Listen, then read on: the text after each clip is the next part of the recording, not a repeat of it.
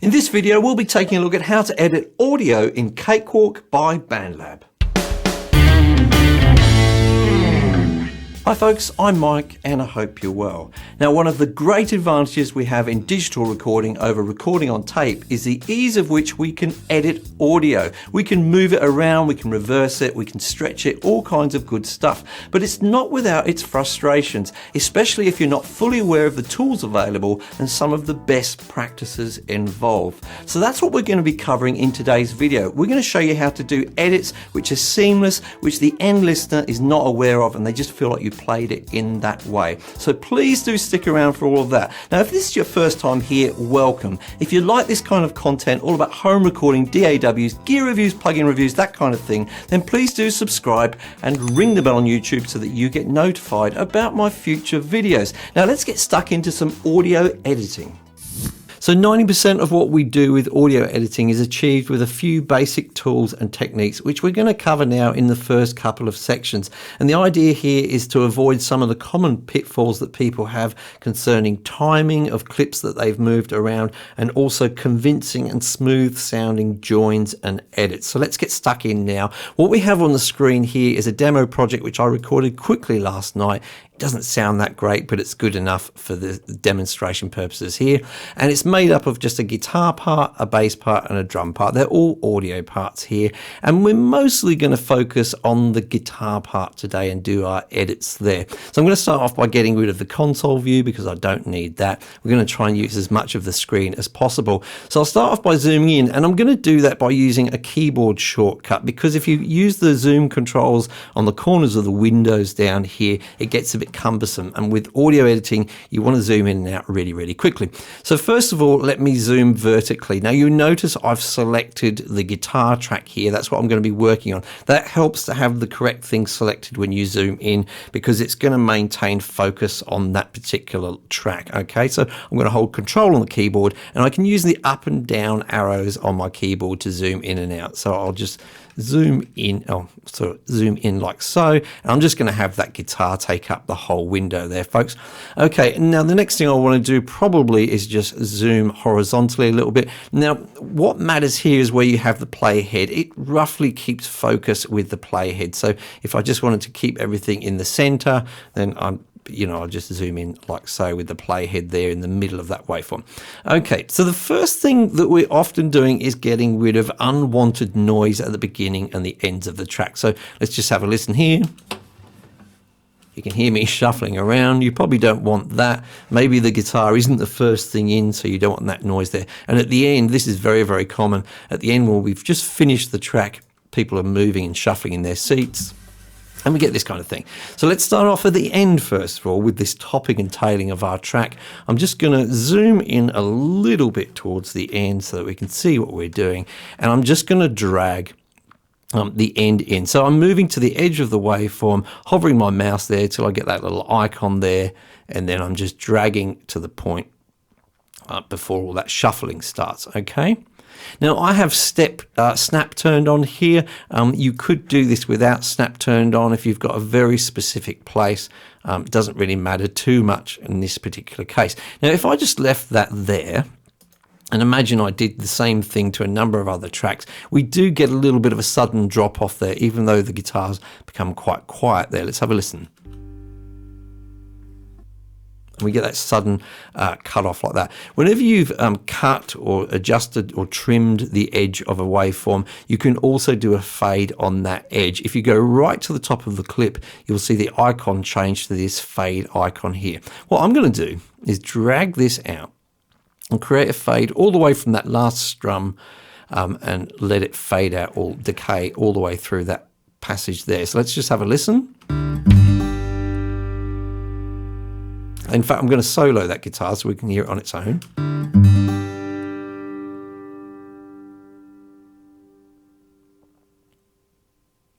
Now that's a really nice ending there and nice and smooth. What's important to understand about a fade is it's going to go all the way down to 0 dBs. It's going to reduce your audio to 0 dB by the end of the fade. That's very, very important for everything we look at later on with fades. Now, an important thing to understand is that once you have done a fade like that, it is non-destructive, so you can undo it like so. But once it's there, you can go to the top corner of that fade, the beginning of that fade, and if you right click, then you can change the type of curve that we see there. So I could change it to a slow curve. That means it slowly starts to fade and then gradually gets faster as it goes. Sounds like this.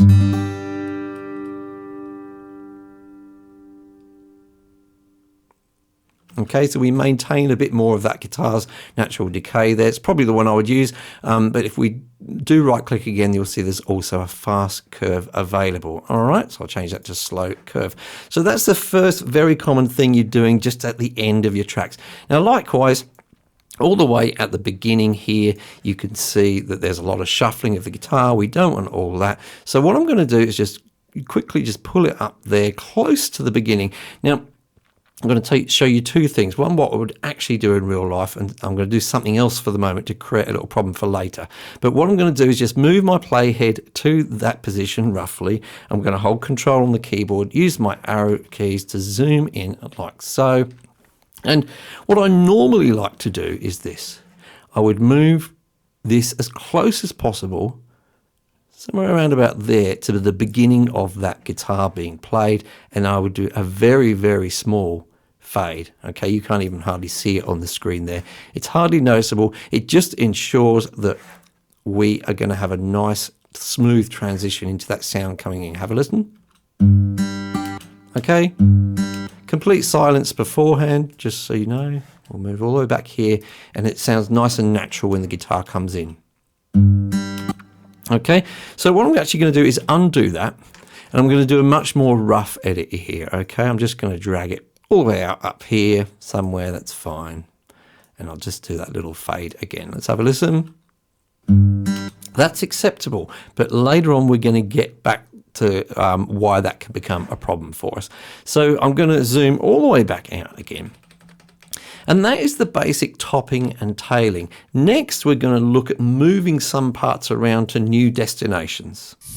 So one of the things we commonly want to do is copy and paste audio from one part of the song to another. We may do that for musical reasons, to change the arrangement, or it may be because there's some kind of problem with some section and we just want to take a good part of the audio and replace a bad part of the audio. Maybe a player error or some pops and clicks, something along those lines. So let's take a look at this guitar again, and what I have here is phrases marked out. You can see the markers here: phrase 1, phrase 2, phrase 3 and phrase 4. Now the first three phrases are musically very, very similar, so they could replace each other. The last one is no good to me at all. Now let's say, for example, I want to replace phrase 2 here. I want to get rid of it and just use phrase 1 as a replacement. First of all, I'm going to show you a way which causes some issues, but I'm going to start off in the right way and have snap turned on. Okay, I've got that switched on, and I'm just going to have it snapped to whole beats of the bar. Okay, so as I move along there, you can see it snapping to beats of the bar. And I want to cut this section out, so I want to go to use my split tool. Now in the toolbar at the top, some of them have several selections. If we go to the fourth one here where it says edit, I'm going to long press on that and change that to the split tool. Okay, that means whenever I press F8 on my keyboard, I'll be using that split tool. F5 to go back to my normal selection tool, my smart tool, and as I say, F8 to now change to that split tool. So I'm going to go in, I've got the snap turned on, and I'm going to make a cut here at the beginning of that phrase, and I'm going to make a cut at the end of that phrase. I'm going to go back to my usual smart tool by pressing F5. That's already selected, and I'm going to press delete on my keyboard, and that cuts out that section which I don't want. Okay, so I've decided I actually want to use phrase 1. Okay, so I'm going to select that. Now there's a few different ways of doing this. I'm going to show you a very basic way, and that's to press Control-C on the keyboard to copy that phrase, then move my playhead to where I want to paste it. Okay, so I want it to be pasted in here, and press Control-V on my keyboard to paste it in. Now, the next thing I'm going to do is, for your benefit, I'm going to have the metronome switched on because there's going to be an issue with this, which I want to demonstrate with the metronome. Have a listen.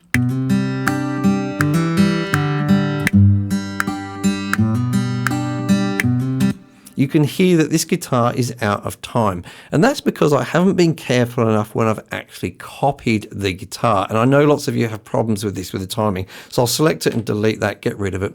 Now, the issue that I'm having, the reason I'm having this issue is if I move my playhead to the beginning of this section. Do you remember earlier on when I trimmed this guitar? I actually didn't do it with the snap turned on, and I just did it just a little bit before the beginning of the bar. Now, it may be that that's where you want that edit to be, and that's fine.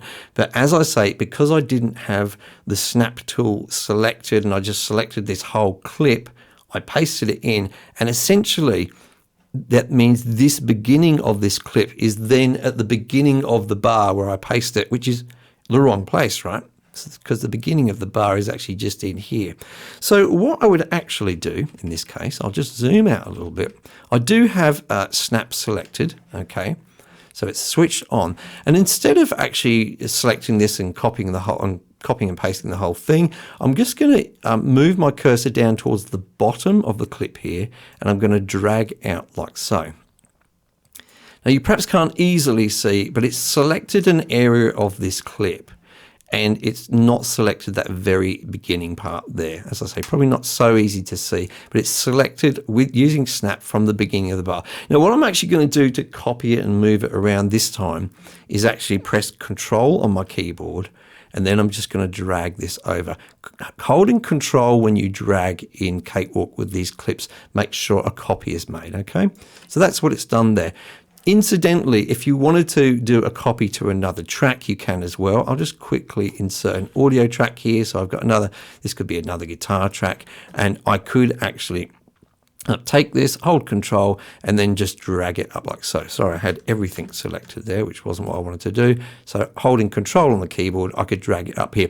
Now, I happen to have snap turned on at the moment, so you know, what's going to happen is the same as happened before. You can see this is going to be out of time. If I play both of those together, I'll solo that one as well.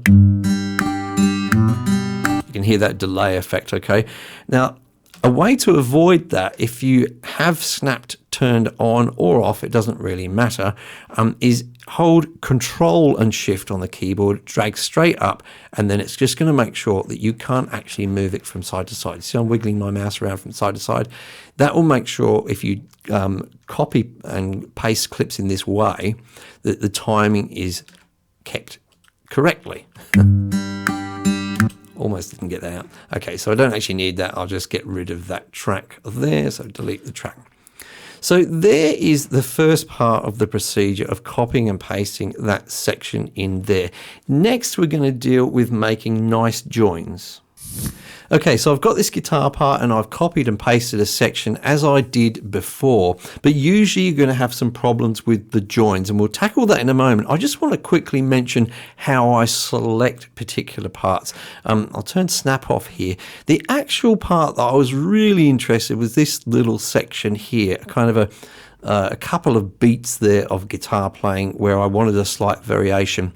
Now, if you try and do it very, very sort of surgically like that, you can create more problems than it's worth. What I like to do is grab a little kind of a buffer either side and select a section where it's musically the same, yeah, because it's no good if it's musically different, but I like to do my cuts actually on a beat where possible, or on a transient if that's more appropriate. Mostly that's going to be on a beat, and I just, like I say, like to have a buffer either side because it can matter where you make that cut, or it can make it easier if you make the cut in a good place. So I've chosen to have it cut there, but you will hear a problem. As I say, let's have a listen. Go back to here and have a listen for this join. Now, you may not have heard it, so I'll play it again. If you listen very carefully, you're going to hear a tiny little kind of click sound. And it's just not that nice. And if I listen to the end part, have a listen again. And it's even more clicky there. Depends what you're listening with, whether you'll hear that clearly, but it's most definitely there. And it can oftentimes be a lot worse than that. First of all, let's see what causes that. I'm just going to move my player head to that join, and I'm going to zoom in, control arrows on the keyboard as far as I can go.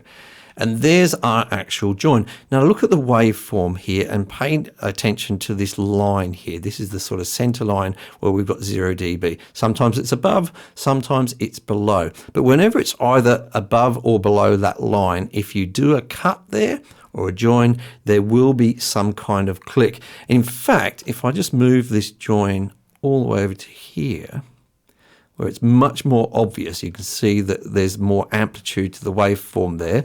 I'll zoom all the way back out. And let's have a listen here. It'll actually be worse now. Try and move it all the way back here if I can. Listen again. You can hear that click has got a lot worse now. Okay, so I'll zoom back in again.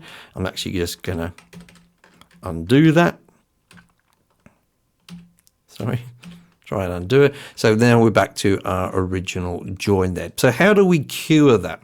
Well, there's one very simple way of doing it, which I wouldn't recommend necessarily, but it's the way we used to do it years ago. And that is you can just drag the join to a point where the line is crossing over that 0 point. It's okay. You can get rid of pops and clicks like that, but it can be very tricky to find a good point to actually do the edit. So instead, what I like to do is create a crossfade, like a fade to begin with is the method I'm going to show you on each of the clips. So if I just drag out a fade like this at the top of the clip, remember it's just the top corner of the clip is where you'll see the fade icon. You can just drag it out. This is very small. I know it looks reasonably big on the screen, but it's very, very small in terms of actual time. Now, if I grab the edge of one of those clips and drag it over, we've got a crossfade there, okay? Now, that is definitely going to be a nice smooth join. We'll zoom it out and have a listen. Okay, I'll go back a bit so you can hear. Definitely no pops and clicks in there at all, which is great, right? That's what we want. Now if we zoom in again, I'll just undo that, because I actually showed you this kind of harder way of doing things. It does depend a little bit on a setting here. If we go up to options above the track pane, I'll click on that. What the setting I'm talking about is auto crossfade. You need to have that switched on. I don't always like to leave that on because it can create issues for me when I'm doing editing. But just to demonstrate, if you do have that switch on, you can grab the edge of your clip here and you can just create an overlap and it creates an automatic crossfade for you, okay? It just depends on how far you drag it as to how much of a crossfade it is. Now, I would suggest in these sort of circumstances, as small as you like, you know, something like this is fine. That's going to make sure that there, again, is no pop or click in there. So let's have a listen. Great, so we just need to do the same thing at the end of our little section here. So I'm just going to move the playhead in there. Again, I'm just going to zoom all the way in,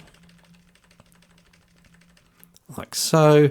And I'm just going to make sure that you've got auto crossfade switched on as it is. And then I'll just drag that over like that. Okay, so let's zoom all the way out. I'm getting there. Okay, and here's my little section here. You can just see the clip there. That's where my new section of guitar is. I'll go back before it and let's play all the way through, and we shouldn't hear any pops and clicks or anything at all.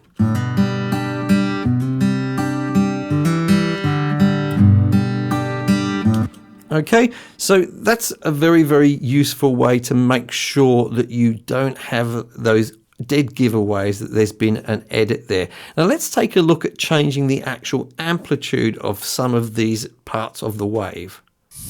So sometimes we'll have a small section of audio which is a little bit too loud or a little bit too quiet. It could be a single word from a vocalist, or it could be a single hit from a drum where it's just played a little bit too hard. And in this case, we're going to be looking at this acoustic guitar again, where just one note I feel was a little bit too loud. Now it's very tempting in these circumstances to grab a compressor and start taming the audio like that, but that can be sometimes a complex solution for a fairly simple problem. So let's have a look at the waveform here, and you can see see the one I'm talking about? I'm just hovering over it here. There's one guitar note here where the transient just pokes up quite a lot higher than the others, and I just want to tame it a little bit. So I'm just going to click over there so the playhead is over that transient, and I'm going to zoom in using my keyboard. And then at the top of this track here, you can see where it says the name of the track guitar there. Just below that, there's a drop down menu. Currently it says clips. I'm going to change that to clip automation and gain. Okay, now this draws a line and that shows the current gain of the clip, or the volume of the clip. Now what I'm going to do is create some control points just either side of that waveform there. So I'll just click just to the side of it there and just at the end of it there. And then I'm just going to do another 2 just inside the first ones, okay? Just like so. So we've got 4 little dots there. I'm going to select the inner 2 there. I'll shift on the keyboard so I've got both of those. I'm just going to drag that down. Now, you can see the waveform changing as I do that. This is a new feature that you can see that I believe in the latest version of Cakewalk. So if that's not happening for you, you may want to take a moment just to make sure you do update to the latest version. And I want to say, do make sure you back up your work before you do an update. I always try and say this to people because I have lost work before during the update process. So this is really, really handy. And, you know, if it's not sounding quite right, this may sound good, it may not. Let's have a listen. Yeah, that's sounding okay. But sometimes if it's needing to be, undo that. If it's needing to be a little bit more exaggerated, like so. Have a listen. Probably it does sound a little bit like a compressor has kicked in a little bit too hard there. You can either then just gently adjust it like so, or you could add some more control points in there and make that a little bit more gradual. Try and smooth out that curve there a little bit so it's not quite so obvious to the ear what is happening. Let's have a listen. I think that's acceptable. I may spend a bit more time on it, but very, very handy. Now, the useful thing about this is, you know, we could have done this with volume automation on our console. So if we have our console open like so, we could have used the automation features, but it's a little bit fiddly to do it that way. And the nice thing about this is the volume stays relatively the same, even if you're moving the fader up and down on your guitar. So if I'm just making the guitar a lot quieter, you know, it's as if I'd recorded that waveform in that way to begin with. So a very, very handy way of making some quick edits to some audio in terms of the volume without reaching for that complex plugin. So if you found something about this video confusing, or perhaps I haven't covered something to do with audio editing in this video and you'd like to find some answers, then please do ask in the comments down below and myself or someone else will try our very best to help you out. Now, if you did like this video, make sure you hit the like button. That tells YouTube that it should show this video to other people, and that really helps me out. Now, if you didn't like this video for any reason whatsoever, make sure you hit the dislike button twice. And if you do like this kind of content, then make sure you subscribe and ring the bell on YouTube so that you are notified about my future videos. And I will see you in the next video.